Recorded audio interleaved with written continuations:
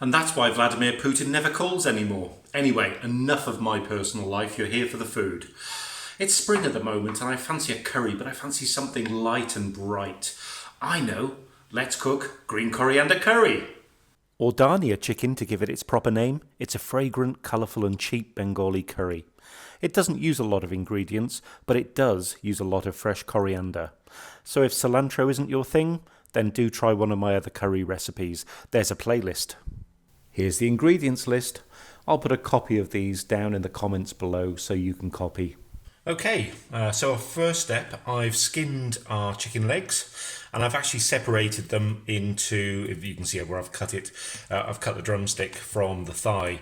I seem to have bought the most muscular chicken legs on the face of this planet. This must have been a chicken athlete. So this is definitely going to feed 4 people, if not more. So here we've got our ginger, our garlic, and our lemon juice. I'm using ginger and garlic paste, which is brilliant.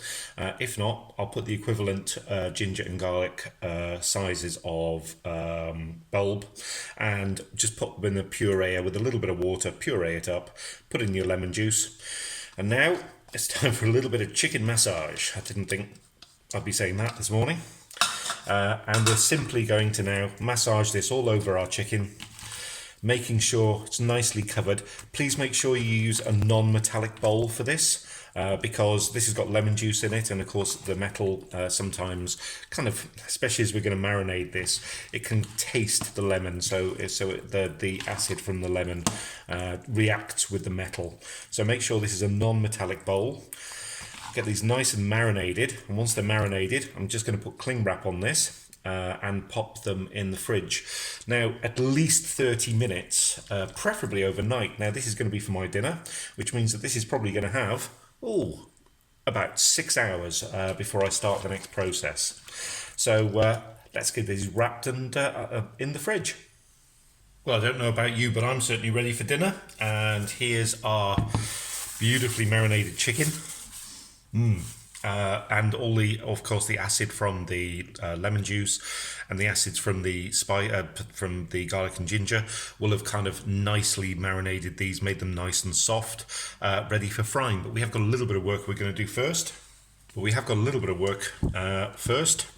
Here we've got our little spice blender, and this is optional, by the way. You can just finely chop everything, but traditionally these would be blended together to make a very much a green sauce. But chopping everything finely is perfectly fine. So in here I've got our tomato paste, our chilies, our chopped tomato, and what we're going to do now is add the coriander. Now in the UK we would say a shed load of coriander. Because there's a lot. Now, there is actually going to be 3 times the amount. I'm just going to blend this first to let the volume go down, then I'll add the rest to it as we go through. Here we go. That's only actually half of the paste because I've only got a little dinky blender. So I've got the other half to go now, but this is really the kind of colour and what it should look like. And here's the finished product. You can see it's a nice and thick blend, lovely and green.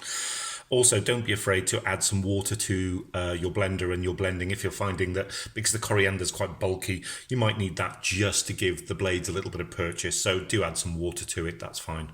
I think it's time we did some cooking. So we've got our chicken here. Our oil is heated up. This is getting on to be quite hot. Just turned it down a little bit now. Time to add our marinated chicken. Now I'm going to fry these in batches because of the size of my pan, really. So literally, just keep these turning. We want these nice and golden brown, and I'll just keep doing these in batches. And of course, we are going to use the liquid that's left as well right at the end to get some extra flavour from that. So let's get these bad boys frying. And here's our final batch in and frying off. So literally these just take 5 minutes each side to fry. We're not cooking these all the way through, obviously. They'll finish cooking right at the end when they're with the sauce. I think that does it for the final batch. Let's add the rest of our chicken back in.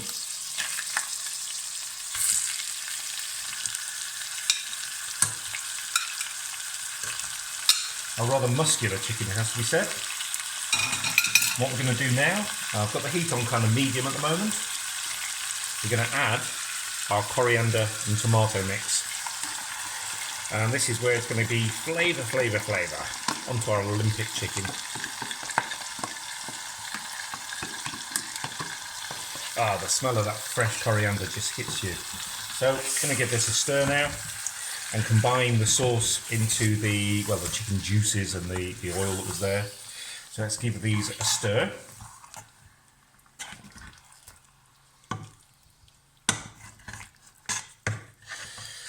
Once they're coated, I'm just going to pop the lid on.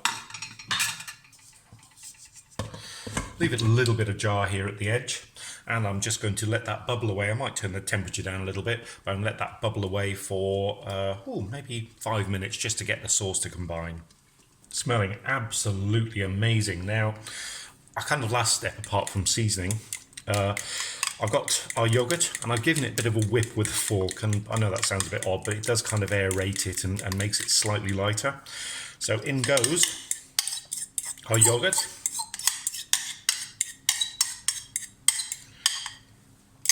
That's the kind of final cooking step now. We need to let this come back up to temperature, and we need to let the chicken cook for a good 10-15 minutes maybe. So I'm just going to give this a gentle stir as we go through. Combine this all through. I'm going to leave the top off a little bit because I want this to reduce a little bit. I like my curries quite thick, but to be honest, if you like yours thinner, then keep the top on, it doesn't matter. It's your curry. So this beautiful, you wanted green curry, you've got it. Beautiful smell. So let's bring this back up to temperature. So this is coming towards the end of its cooking time now. I've tasted it, it actually tastes absolutely fantastic. But to my taste, needs a little bit of salt, and this is something you can add at the end, not quite at the end of the cooking process, so it gives chance for the salt to combine and become part of the taste. Let's give this another mix through. The salt level, completely up to you, but I think sometimes with the acidity that you get with yogurt, it's good to balance it out with salt. So why not treat yourself or your friends to this light, bright, budget-friendly curry? So if you like this recipe, why not give it a thumbs up and subscribe to the channel to see what's coming next. I have a whole set of playlists. There's bound to be something in there you fancy trying. So until next time, bye.